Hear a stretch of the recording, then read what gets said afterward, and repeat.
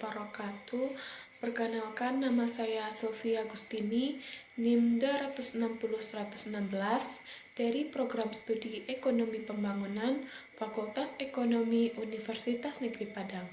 Baiklah, pada kesempatan kali ini saya akan mereview jawaban dari soal ujian akhir mata kuliah pengantar ekonomi pembangunan dalam rangka memenuhi tugas akhir mata kuliah pengantar ekonomi pembangunan yang dibina oleh Bapak Dr. Alphonse Satrianto, SEME.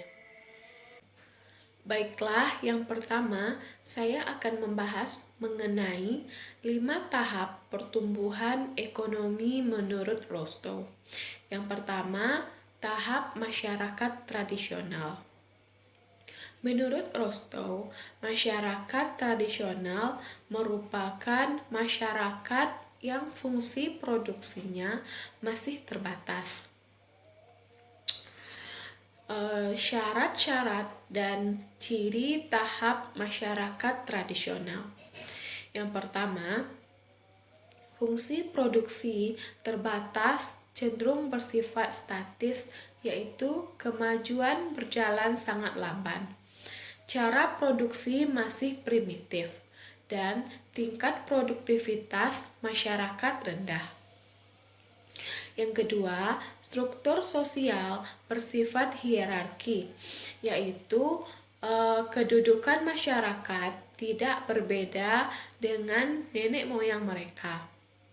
Generasi ke generasi tidak ada perkembangan dalam hal ini, yaitu antara orang tua dan anaknya memiliki pekerjaan yang sama dan kedudukan yang sederajat.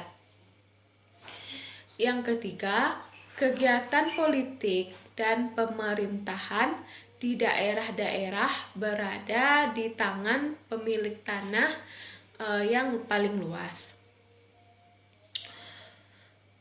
Yang kedua, tahap prasyarat untuk lepas landas.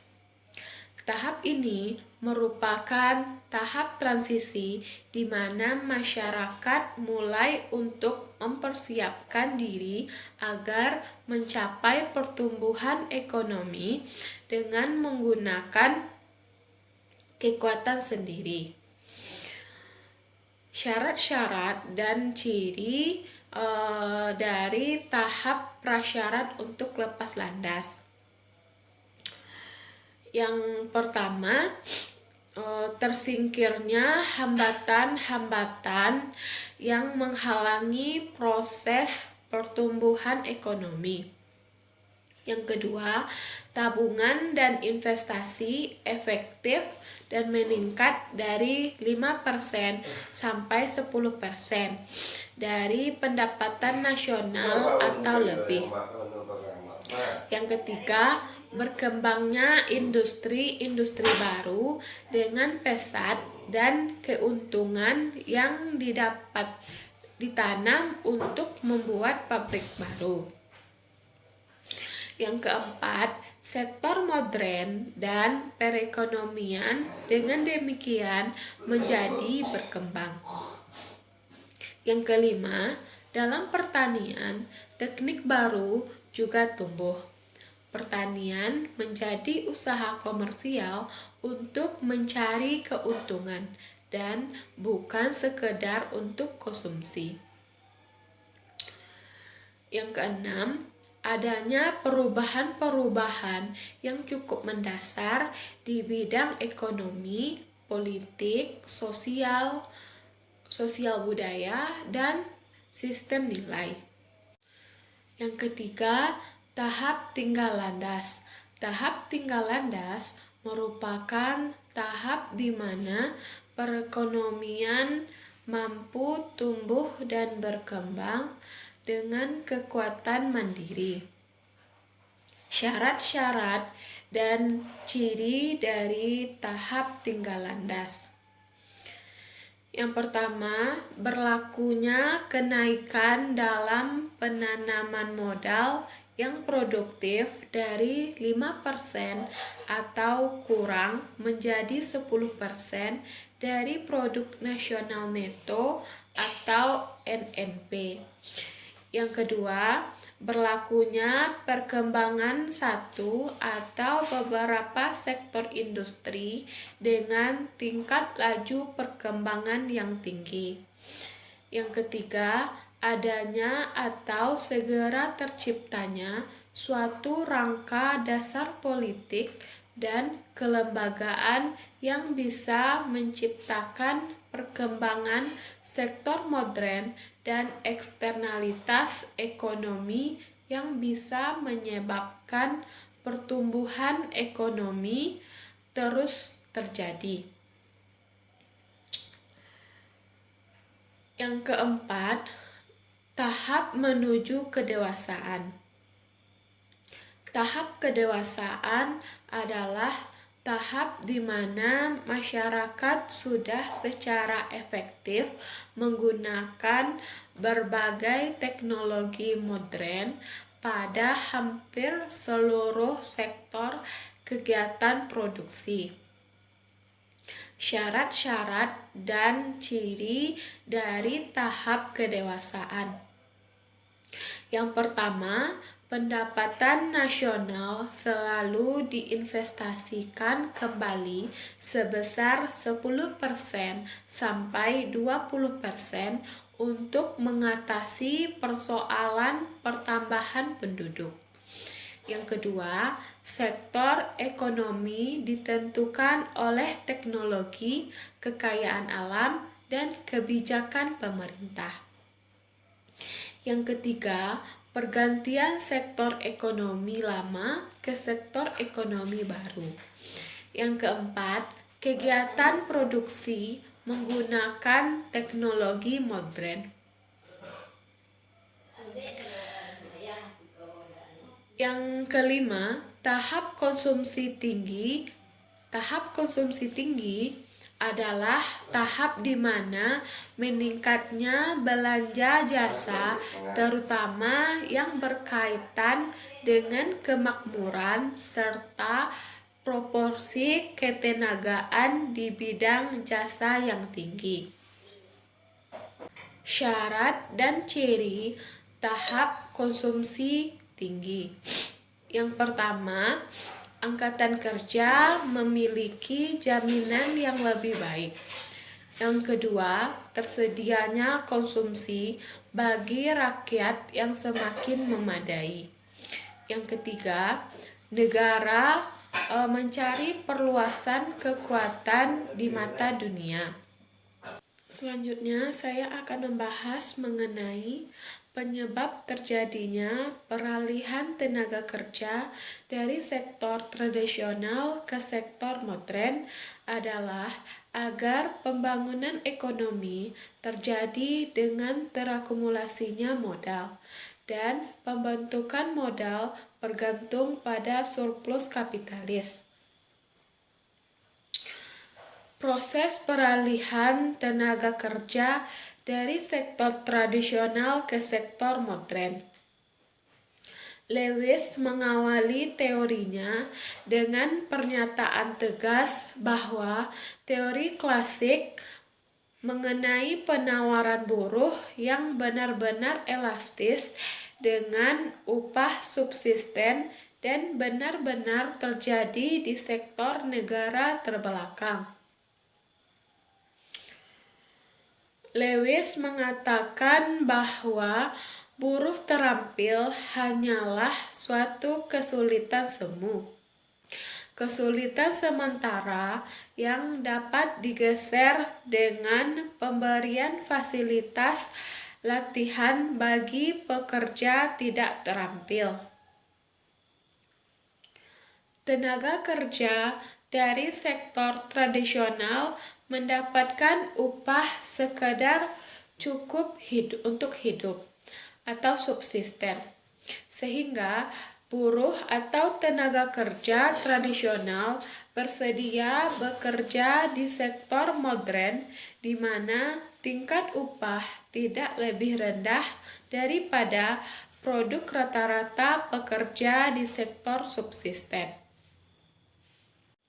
Selanjutnya, saya akan menjelaskan mengenai upaya minimum kritis oleh Leibenstein mengenai hubungan antara laju pertumbuhan penduduk dengan laju pertumbuhan pendapatan per kapita dengan menggunakan kurva. Kurva N menggambarkan laju pendapatan per kapita yang membuat laju pertumbuhan pendapatan nasional sama dengan laju pertumbuhan penduduk. Kurva P menunjukkan laju pertumbuhan penduduk pada setiap tingkat pendapatan per kapita. Bermula dari titik A yang mewakili titik keseimbangan subsisten di mana tidak terdapat pertumbuhan penduduk dan pendapatan. Jika pendapatan per kapita dinaikkan ke YB, laju pertumbuhan penduduk dan pendapatan tersebut keduanya adalah 1%. Pada laju pendapatan per kapita YC, laju pertumbuhan penduduk lebih tinggi daripada laju pertumbuhan pendapatan nasional IE YCG besar YCC. Yang disebut pertama adalah 2%, sementara yang disebut terakhir 1%. Karenanya, laju pendapatan per kapita harus dinaikkan sedemikian rupa agar dapat meningkatkan pendapatan nasional yang lebih besar daripada laju pertumbuhan penduduk. Hal ini hanyalah mungkin sesudah tingkat pendapatan per kapita setinggi YE, dari mana laju pertumbuhan penduduk mulai menurun. Titik E merupakan laju pertumbuhan penduduk yang ditentukan secara biologis yang oleh Leibenstein diasumsikan sebesar 3%. Dengan demikian, YE adalah tingkat pendapatan per kapita minimum kritis yang diperlukan untuk menggerakkan pembangunan ekonomi yang berkesinambungan. Selanjutnya, saya akan menjelaskan mengenai keseimbangan yang harus diciptakan menurut ketiga teoritis doktrin, yaitu Rosenstein-Rodan, Nurse, dan Lewis. Mengenai pertumbuhan berimbang adalah pembangunan yang serentak dan harmonis dari berbagai sektor ekonomi sehingga semua sektor tumbuh bersama. Alasan-alasan keharusan melakukan pertumbuhan berimbang menurut tiga teoritis. Yang pertama, Rosenstein-Rodan. Jika sekelompok industri direncanakan secara bersama sesuai dengan produk marginal sosial atau PMS-nya, maka laju pertumbuhan ekonomi akan lebih cepat daripada jika tidak dirancang bersama. Jika seluruh rangkaian industri yang memproduksi barang-barang konsumen dibangun secara serentak, maka kesemua industri tersebut akan meluas melalui proses pelipat gandaan. Penciptaan terencana sistem industri yang saling melengkapi seperti itu akan mengurangi risiko tak dapat dijualnya produk-produk mereka dan akan mengiringi ke arah industrialisasi berencana skala besar. Yang kedua, menurut Nurse, mensinkronisasikan penggunaan modal pada berbagai macam jajaran industri dapat memperluas pasar secara menyeluruh. Penggunaan modal secara sinkron untuk berbagai macam proyek industri akan meningkatkan tingkat efisiensi ekonomi dan memperbesar ukuran pasar.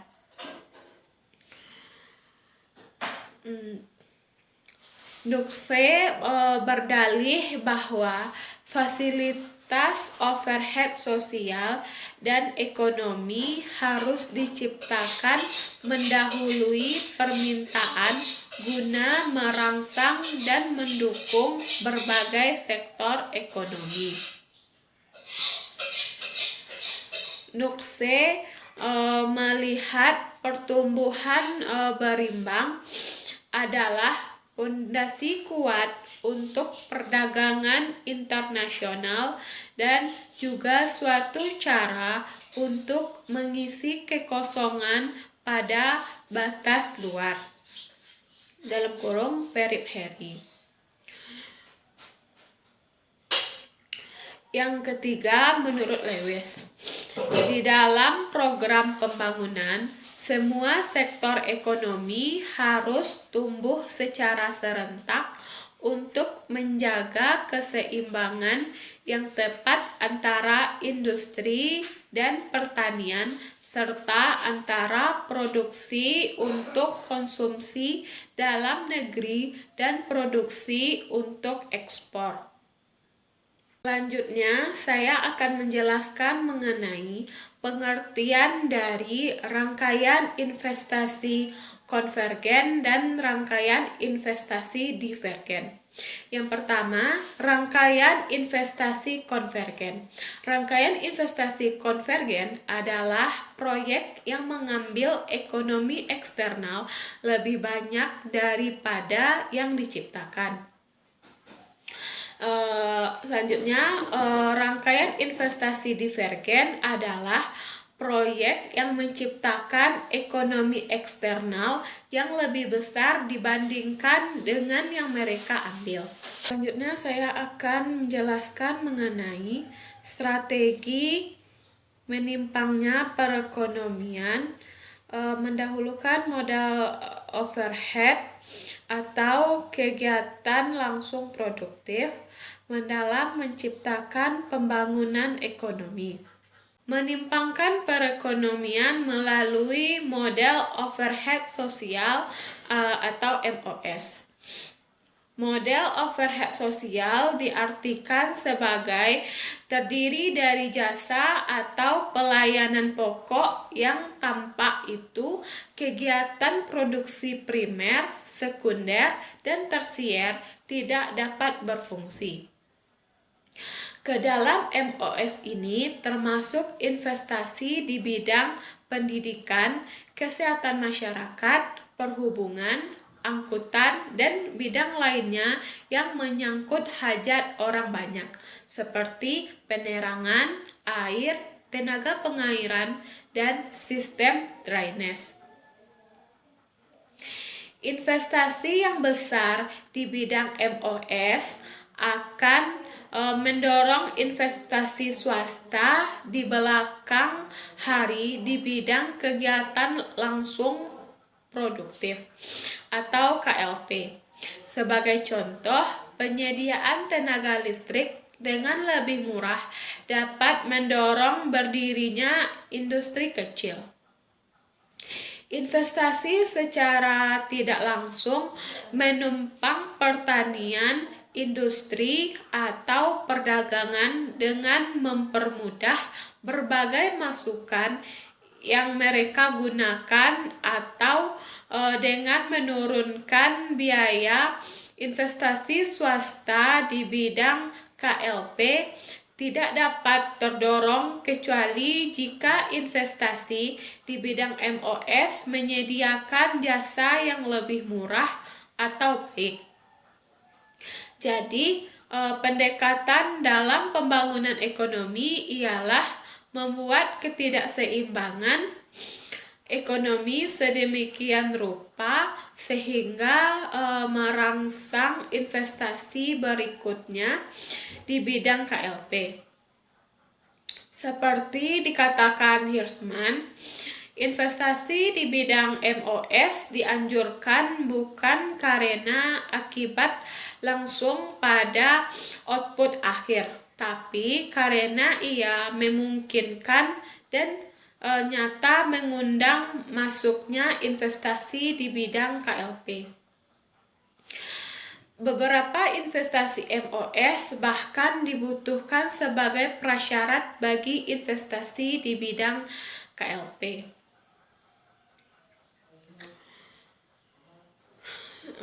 Selanjutnya, saya akan menjelaskan mengenai menimbangkan perekonomian melalui kegiatan langsung produktif KLP. Suatu ketidakseimbangan dapat pula diciptakan lewat KLP. Pemerintah barangkali secara langsung atau tidak menanamkan modal di bidang KLP daripada di bidang MOS. Jika investasi KLP dilakukan lebih dahulu, kekurangan fasilitas MOS mungkin menimbulkan banyak sekali biaya produksi. Dalam proses waktu, tekanan politik akan mendorong juga investasi pada MOS. Lintasan investasi digerakkan oleh harapan keuntungan dan tekanan politik. Harapan keuntungan menghasilkan lintasan dari MOS ke KLP, dan tekanan politik menghasilkan lintasan dari KLP ke MOS. Sekian